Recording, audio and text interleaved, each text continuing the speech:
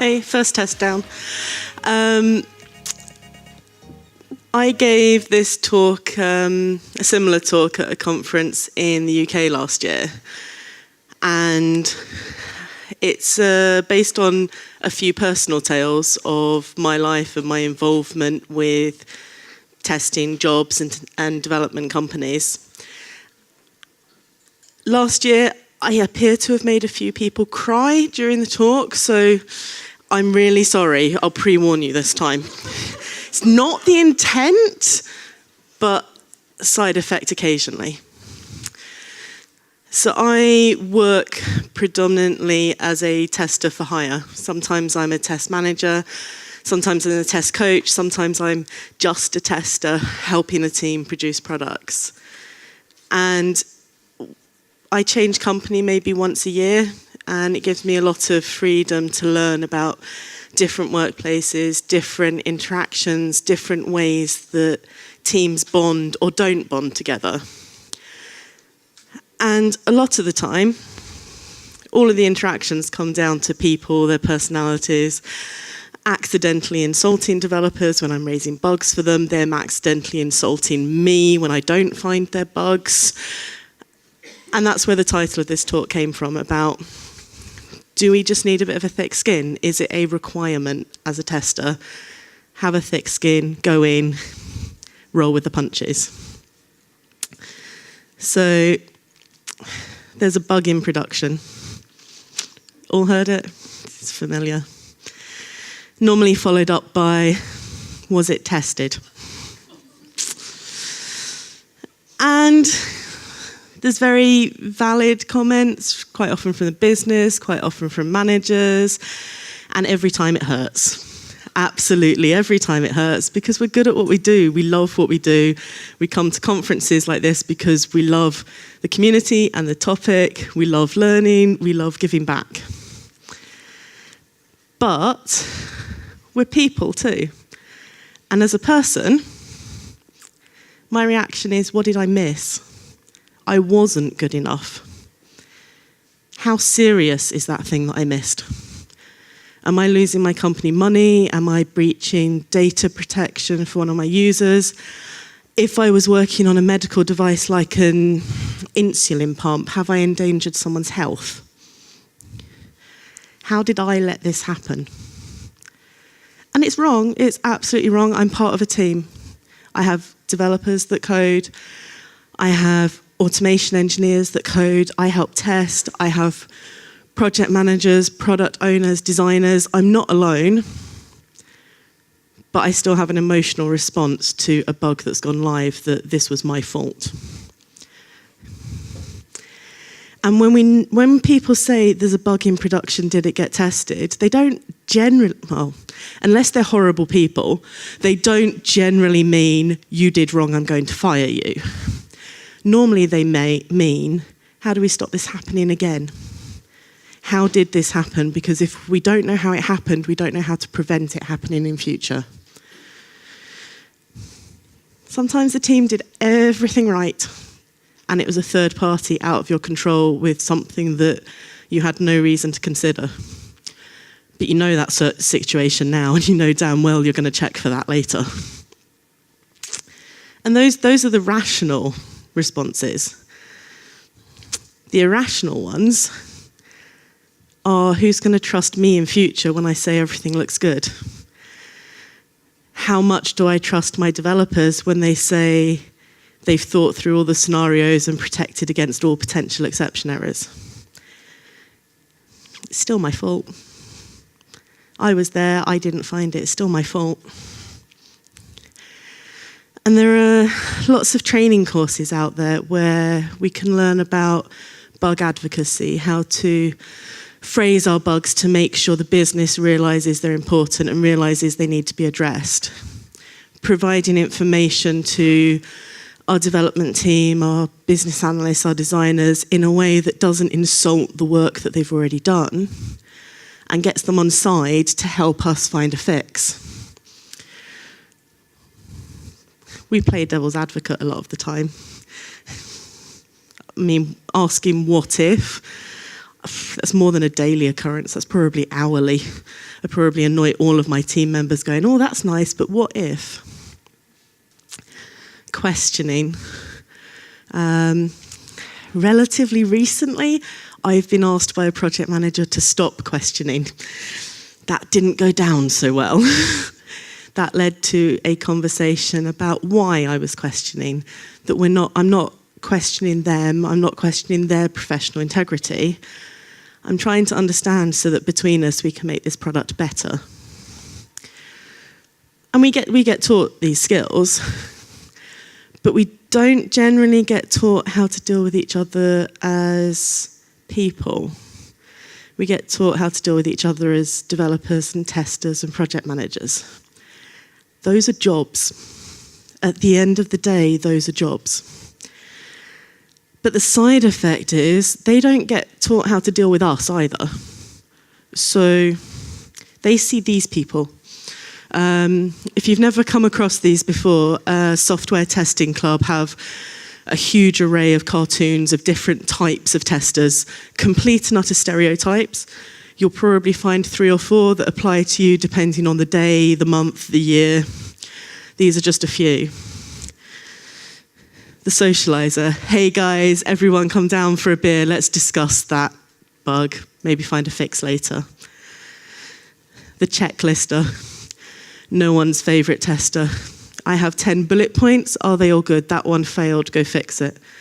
You didn't find number 11, it wasn't on my list. But that's what a lot of the developers and the project managers see. Because of the nature of my work, I do a lot of interviews. I change job every year, therefore I go through a load of interviews every year. And I get asked, how do you test? How do you document that you do the same repeatable tests? Do you keep lists of tests? They're looking for one of those. Do you prevent bad builds going out? They're looking for the enforcer. Because again, they're looking at the role, not the person. I had a developer. Oh, sorry, no, not a developer. I had a designer once say this to me. Testing's easy. I found a bug just by opening the page. I may have been cheeky and replied back and said, yeah, but you didn't ask 3 questions and then complain about it. And he looked back at me with this little grin on his face and complete silence. And I realised actually that was his impression of what testers did. I made a joke about a stereotype. It's a stereotype he believed. Some other stereotypes. You're being too critical. Can't you just ignore it this once? You find everything. How about if you just didn't find this one? They're not real bugs. Real bug, fake news. Pff. Testers are just so negative. We're being asked to find the problems. That's positive? You want positive problems? But some of the aspects of the job then reinforce those stereotypes that people believe about what we do. And there's a bit of a negative spiral that goes on there. At what point do you start believing that about yourself? Oh, testers are just negative. Well, I'm a tester. Am I just negative the whole time? At what point does that drift outside of the workplace and into your home life? So I'm a tester, married to a lawyer, whose job is to go into court and question defendants and witnesses. So you can imagine how some of our arguments go at home. Oh, what about this? Did you think about this case? You haven't considered this evidence. So we both have to try and switch off from our jobs in order to remain people that kind of like each other. We wouldn't have done the marriage thing if we didn't. And there's this kind of stress curve. There's an element of stress and of looking for problems and of seeing the negative and being that devil's advocate for your team that's good, because you can Put yourself under stress to find those problems. Put yourself under the mental stress to think of all the what ifs. And you can be motivated, healthy tension, focused, and you help your team. But when the team breaks down a little bit, say you don't have that support from a project manager, they're not blocking the business with unreasonable demands, they're passing it on to the team and saying deliver. Maybe you have some developers that, with the best will in the world, they just want to do a job, they just code what they're told to, don't think about it and pass it on. At some point, that tension starts taking over and you come down the other side. For me, I found a link between the job that I do and a level of anxiety. There is a similarity between being permanently alert, permanently looking for risk in a software development environment, and then in my personal life, permanently being aware of the risks of every action. My husband and I both have very different attitudes to our toddler, to our 3-year-old child. I look at it and see 5 different things that she's about to do and try and protect against all of them. He sees the happy path. Being in a permanent state of raised awareness and anxiety, isn't that great for you? Stress levels, anxiety levels, increased adrenaline, increased cortisol, there's all these biological feedback loops. And it's not great for you as a human being.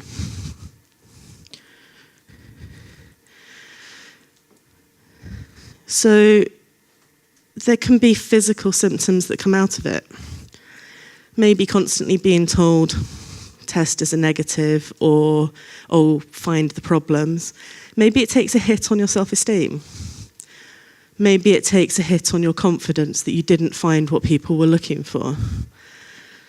Myself, and I know plenty of others, suffer massively from imposter syndrome.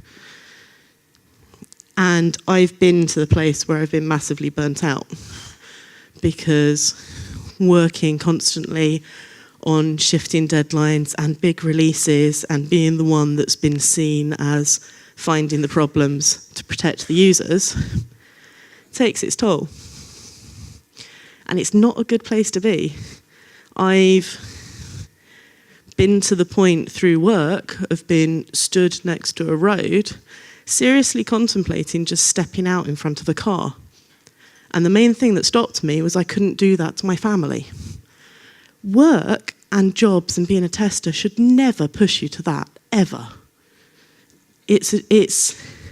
I love testing so much, I come to conferences and I love spending time with other testers and I get so enthused by people like everyone here. But it's not my life. And unfortunately, because we're humans, we often don't look like we're in trouble. So there's a thing about coral, that when coral is stressed in its environment, when acid levels change, light levels change, algae levels change, the coral can lose its colour. It becomes visibly stressed. Humans tend not to, which is why you can sometimes see colleagues going along and everything is fine and then suddenly they explode with absolutely no warning. Sometimes that colleague is me. Everyone has a starting point before they get to work. Maybe they're moving house. Maybe they've got a child on the way. They're getting married. They've got a sick relative. Everyone has problems going on in their personal life. And they don't always get spoken about at work because we often default to our job roles. Personal life gets left to one side. So how many people have been in the situation where you're having what you think is a perfectly ordinary conversation, nothing contentious whatsoever, and a developer suddenly blows up that nothing's good enough, it's never going to be coded, there's not enough time, and you have no idea why they exploded. In the ideal world, you have a relationship where you can sit down with them later and say, hey dude, you all right? And you find out they had 3 hours sleep last night, and their wife's sick, and their 2 children had to get to school, and that minor problem at work, that was the final straw. So a lot of the things that we deal with at work, we're kind of assuming we're all starting off on this even keel, and we're not. You've got the fight or flight reflex, and I like to think that back in a world where we had to hunt our own food and run away from saber-toothed tigers, this was very useful. Be in a state of stress, take action. In the modern world, instances and interactions at work put us in a state of stress, and then we can't do anything about it. And on a good day, I manage to react rationally. On bad days, I react emotionally. And if we forget to take account of that with each other, then that ends up creating divisions within teams. And fighting your corner at the end of the day gets tiring. And that's when you end up leading to the burnout. And one of the things that can happen is you're not just fighting for yourself.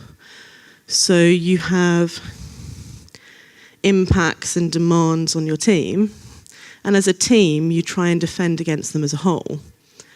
But different people have different ways of responding to stress. And one of the things that I find myself doing is I find myself defending on behalf of my developers, on behalf of my designers. I find myself being the one that says, that's a great business idea, but by the time you get through design and through coding, we're going to be delivering 2 weeks after the entire environment's changed. Is that a great idea? But no one in between, the last couple of places I've worked anyway, nowhere in between has anyone asked that same kind of question. It's gotten all the way to the tester, because the testers are quite often the ones in the mindset of, what if? What if this happens? What if that path takes place?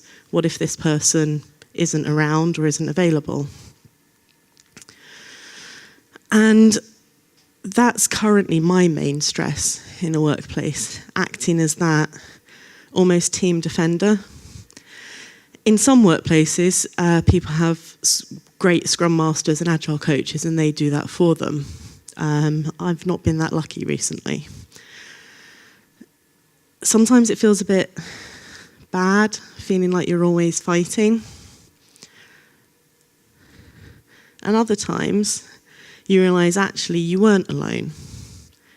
Because those team members that were being quiet, those team members that didn't have enough energy to take part, have a little quiet word with you and say, thank you, you said what I was feeling.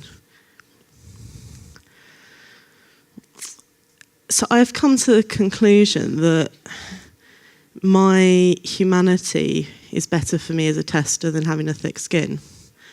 So rather than just turning around and going, I'll take whatever you can give and I'll just get on with the job, I take my humanity into the team to build emotional relationships with different people, to understand where they're coming from, to help them understand each other so that we're all invested as a team and all trying to protect each other. And I'm generally fairly vocal about it. It gets me into trouble sometimes. I work a lot in agile environments.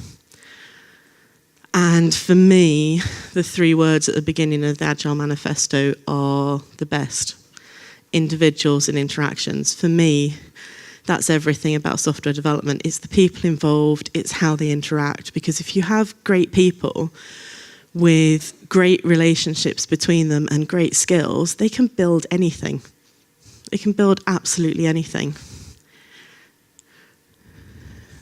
But sometimes we don't fully consider the people that are behind the roles involved in those interactions. And I think that's a great thing to start doing, start considering the people. So how do I do this? So that's the depressing part done. I try and help guard my team and encourage other people to guard the team as well. Developers can help guard when they're asked, how long is this going to take to code? What technical implementation points do you have? So I help encourage my developers to think ahead. As one example recently, when I see a developer taken into a meeting with company investors and put on the spot to be asked, can you make this piece of functionality and can you do it in 4 weeks? And the developer, all on his own, a lovely developer who's the kind of person that just wants to please people, said, of course I can. I saw that happen, decided it probably wouldn't be the best idea to go straight into the room where all the investors were, but went to my project manager and said, he's just been taken in alone. We've had a conversation about something similar yesterday as a team.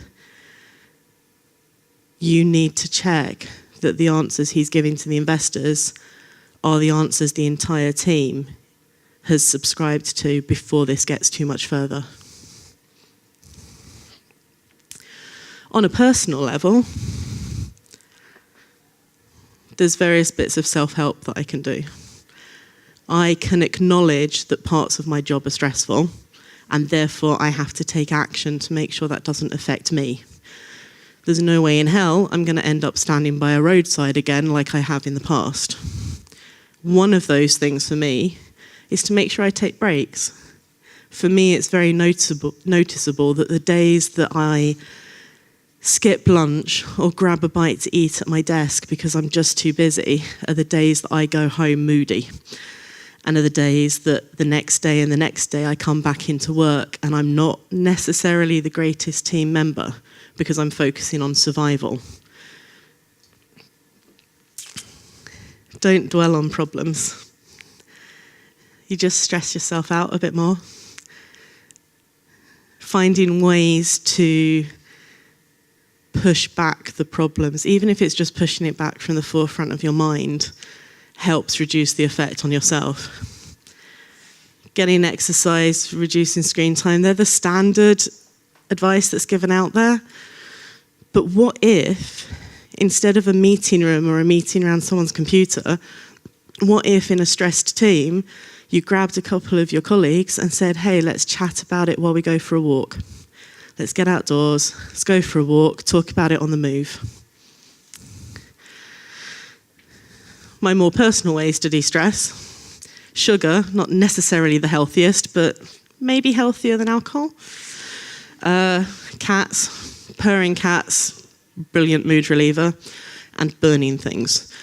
Not projects, not project managers or investors, I promise. Might come across a little threatening, but I love having campfires and bonfires, and because they also go hand in hand with socialising and downtime. Myself, I live outside of London and commute in, so I'm very guilty of, although I love the team I'm working with, they're my team in the workplace. Because if we go out after work, all that's in my brain is, I commute 3.5 hours a day. My commute home is going to be a lot later and I'm going to be getting to bed a lot later if I socialise. And that's a bit rubbish. That's a rubbish reason not to socialise and chill with my workmates. I try and make time where I can, but I'm not always the best at it. Get some coping mechanisms in place and encourage your colleagues to do the same. And also, if you know a little bit about each other's coping mechanisms, then you have warning signs that you can watch out for to see when other people are in trouble. For instance, one of my developers at the moment, he doesn't like Jira. He doesn't like user stories. Any information that's electronic, he starts pulling out and creating his own spreadsheet. And he said to me a couple of times, I can deal with spreadsheets. And we've had a conversation that all the other information we have is dynamic and being constantly updated. he's putting stress on himself that he has to update this spreadsheet. But I couldn't move him away from it. Until I saw him reading something one day and realised he's massively dyslexic. Absolutely massively dyslexic. So for him, constantly changing text information in multiple different electronic places is a massive source of stress. So we sorted it out. We work in sprints, and the highest priority things are based on the next release. So in Jira, we've started using the release functionality. He now has one place to click to get at the release list, and he knows what he's working on. But there was no way in hell he was ever going to admit to me or anyone else that he had a massive dyslexia problem. Headphones. People use headphones to get peace and quiet, to try and shut out the world. Sometimes people use headphones because, like me, they're having a problem coping.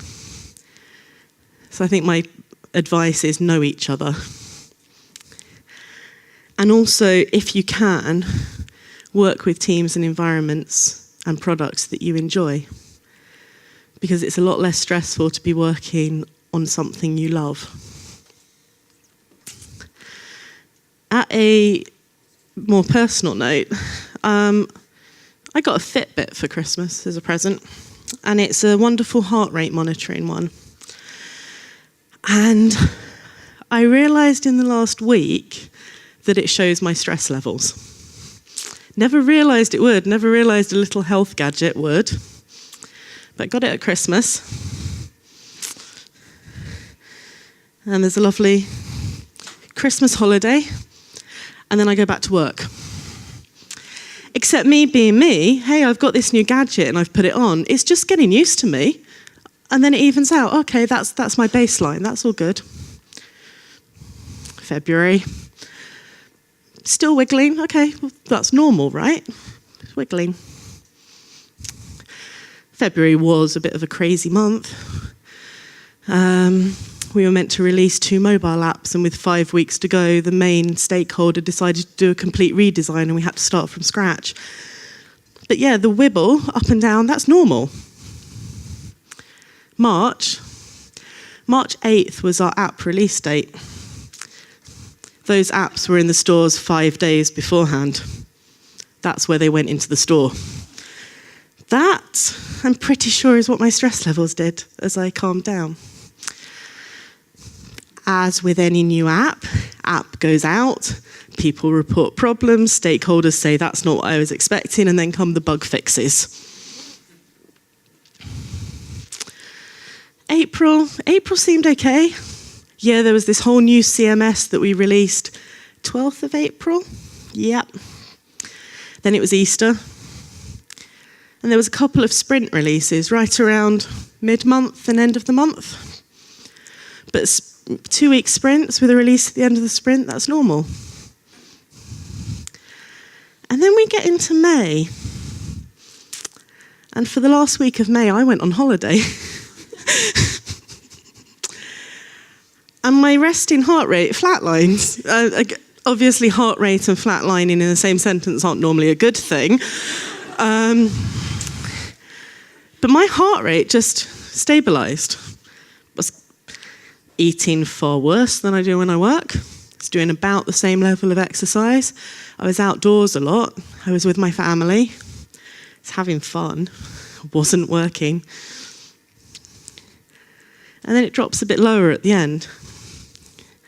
The interesting thing is that it happens quite quickly. That's Friday. That's Monday. So it's actually quite reassuring to see that when I'm stressed, I can recover quite quickly. Unfortunately, I then had to go back to work. I say unfortunately, I love what I do. I absolutely love what I do. I can't see it being viable to do 1 week on, 1 week off, even if this says it might be a good idea. So I kind of need to realise that no one's perfect. I gave this advice minus the Fitbit graphs last year. I obviously don't take my own advice. Definitely not perfect in that way. But we can make observations about ourselves. We can do it about our team members. We can help improve ourselves, our stress levels, help improve our team stress levels by reminding ourselves and everyone else that we're all humans. We're all bond as humans, and those other differences are just the jobs that we do. So I advocate healing yourself, collaborating wherever you can. I operate a model of trying to help my colleagues change by leading by example, rather than trying to tell people what to do or tell people what best practice is. I try to show, look, I do this works for me, would it work for you? No, it wouldn't. Okay, why not? Because I'm always interested. Oh, cool, you think in a completely different way to me. Okay, maybe we can come up with a solution together. And I have a mini story about a young developer I once worked with. He knew everything. He was fresh out of university, so of course he knew everything. Give me builds of iOS apps, and then be surprised when they went back within 2 minutes with, it crashes on launch, did you try opening it? Oh, that's what testers are for. But we worked together to varying degrees for about 3 months, and gently, piece by piece, bug by bug, he improved.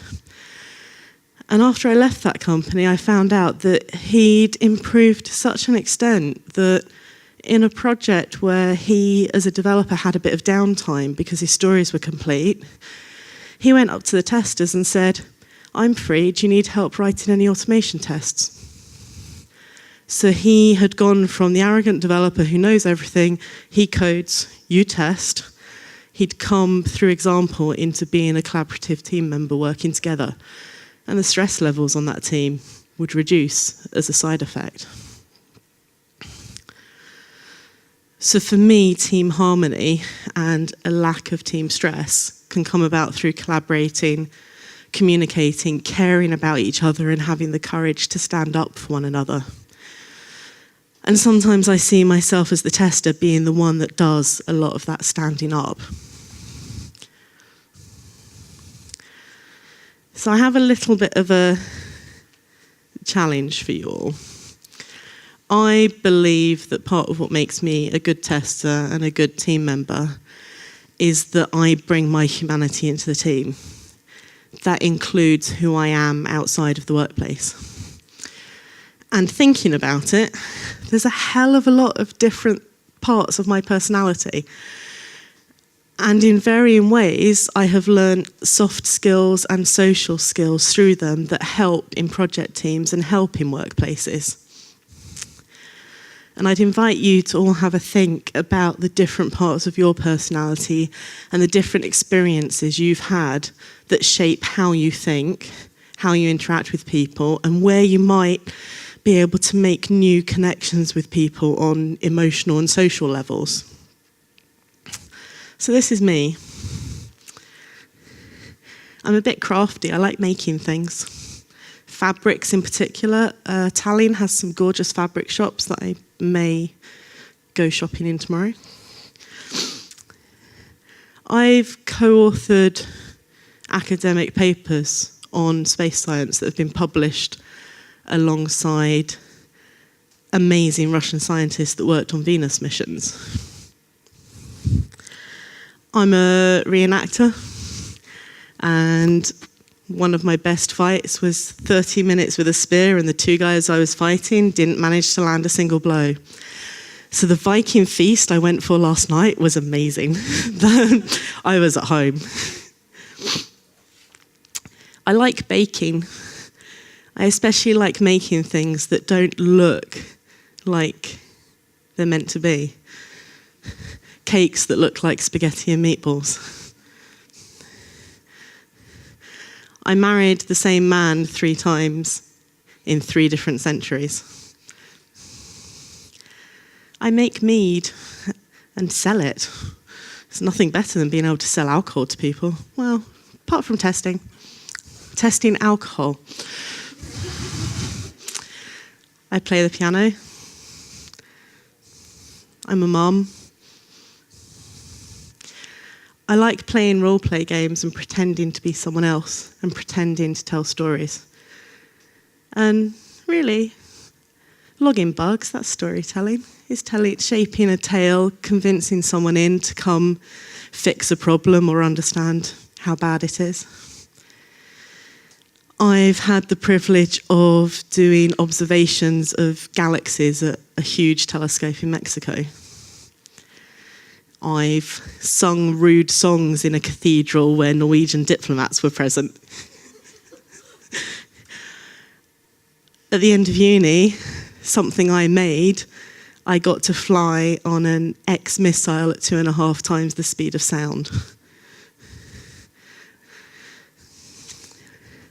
Firing flaming arrows is actually quite cool. It comes back to the burning things. I've opened locked doors using a credit card. It is actually possible. It's not something they just do in films, and I'm really proud of it. I'm actually happiest outdoors. As my Fitbit heart rate seems to show, my happy place is being outdoors with no mobile signal, maybe walking by a river, lots of trees, lots of open air in good company. And I love places like this, where there are fellows in my industry that are all inspiring people with different stories, different tales, and we can combine those stories to all make ourselves better at what we do. So I challenge you to have a think about what kind of tester you are. Thank you.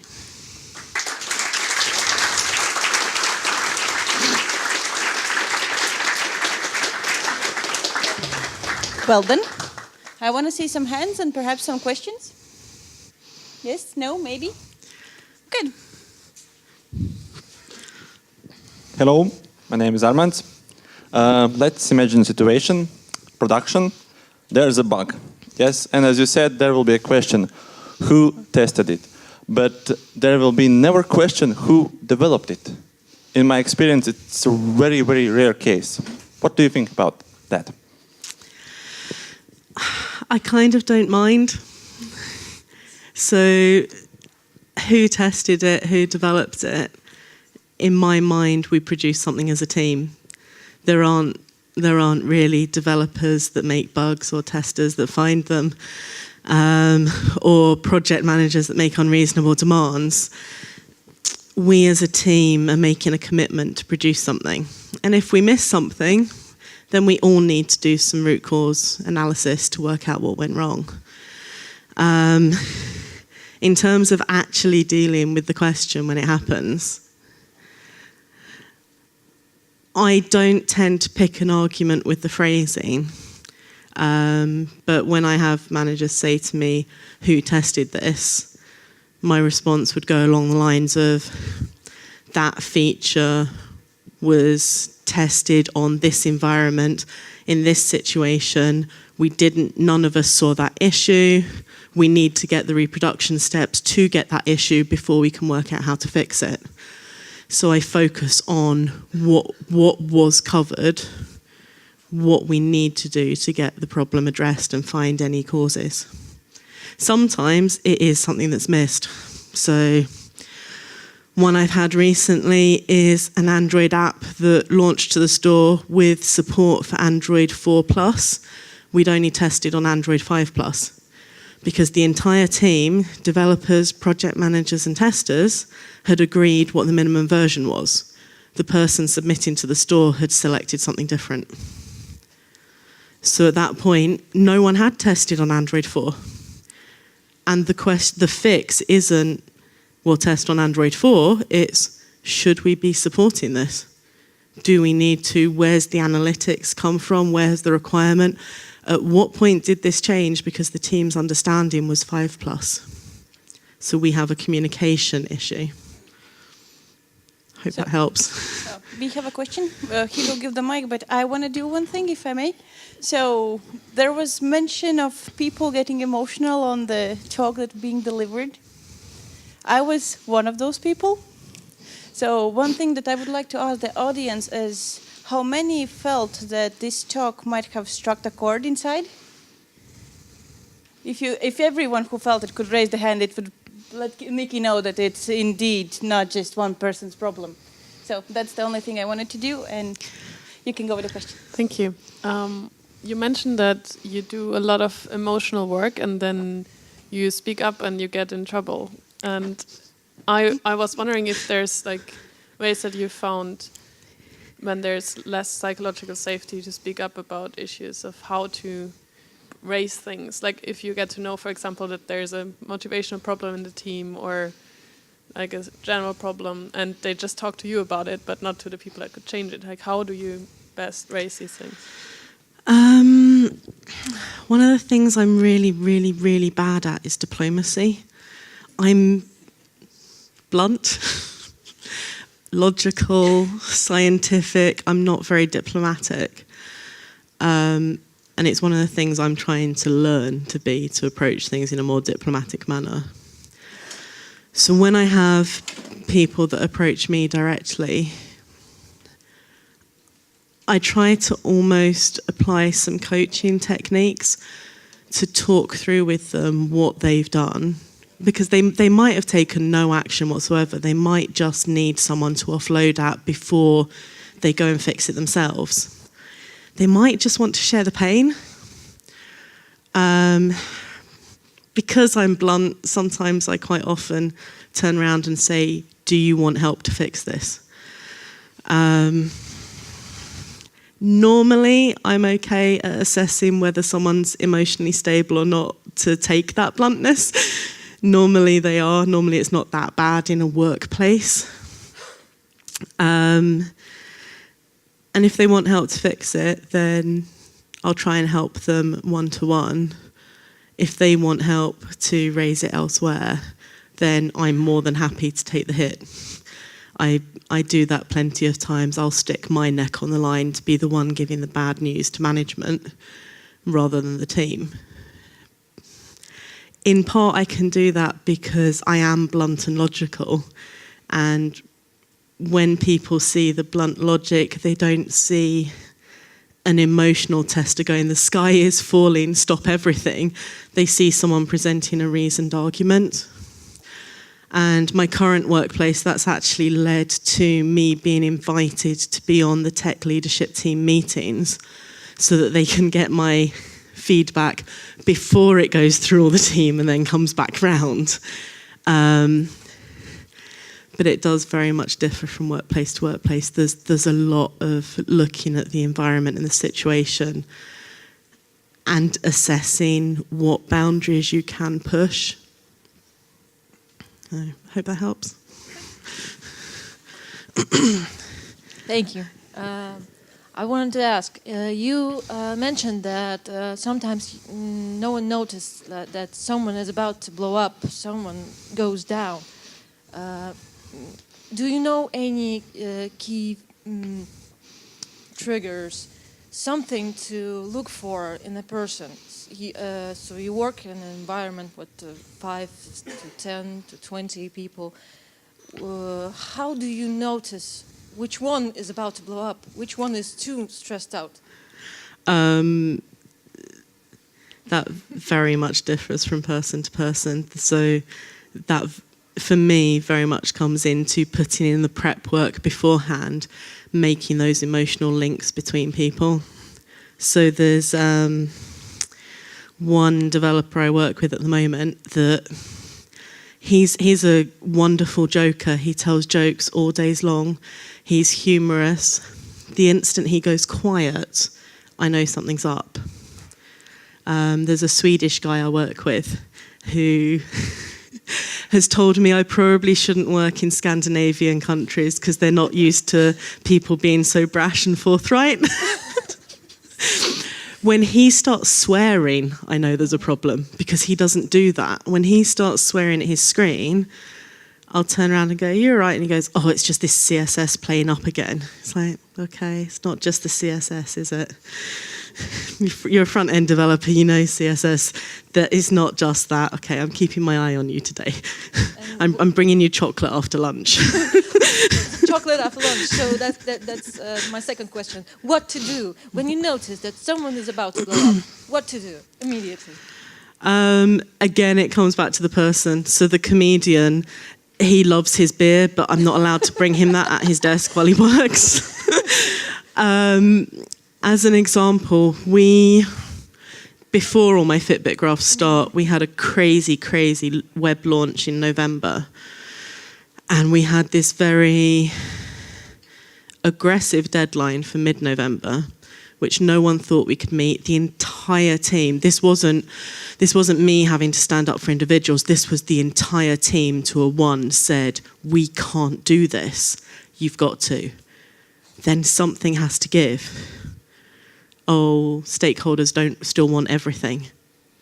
We'll pay you extra overtime, you can work as many hours as you want. There's a physical limit to this because people get tired, they make mistakes. We get 1 day to launch, things are still looking bad, the entire team is still saying we can't do this. And the business team turn around and say, it's okay, you've got 2 extra weeks. We were hoping we'd be able to do mid-November, but actually we've got 2 extra weeks. So the entire team was put under stress for a deadline that the business had actually made an alternative plan for and agreed probably couldn't happen. And that wasn't shared to the team. My attitude was, all of us that had done this for 6 weeks had gotten to this point. I was betting that every single person was thinking like me. It's okay till next weekend. Next weekend I don't have to work. It's okay, just make it to this, then a normal Monday to Friday, and then it's a weekend. And you've just killed that. Now they have to work next weekend and the one after. So we came in the next week and the dynamic in the team had changed. This was no longer everyone pulling together for this very challenging goal. This was, we're knackered, we're drained, we're making mistakes, we just have to keep going. So I bought donuts, I bought cake. Each day I brought in something different, and the head of tech asked me what the occasion was, and I said, the mood in the room's changed. The energy's gone, the mood in the room's changed, people aren't happy. And donuts, chocolate and cake, not the healthiest thing to do. It made it survivable. So we all got through it and we came out the other end. Problem is, when you do something like that once, the business then expects it for the next deadline. That's a different battle. So it sounds like you've got a lot of traits that are very similar to a servant leader, a scrum master, an agile coach, someone that protects the team. And often one of the things that I hear is testers make great scrum masters, testers make great coaches, because they see things from a completely different angle, and actually there's a lot more empathy within that kind of person, role, skill set. What's your take on that?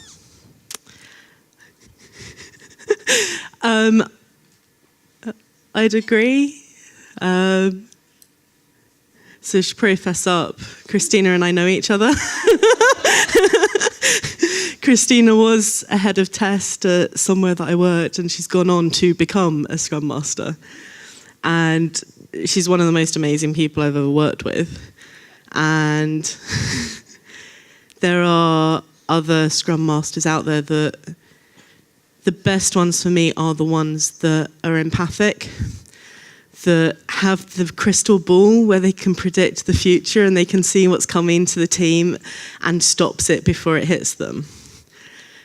And I think there are a lot of overlaps with the skills that testers have in terms of the observational nature.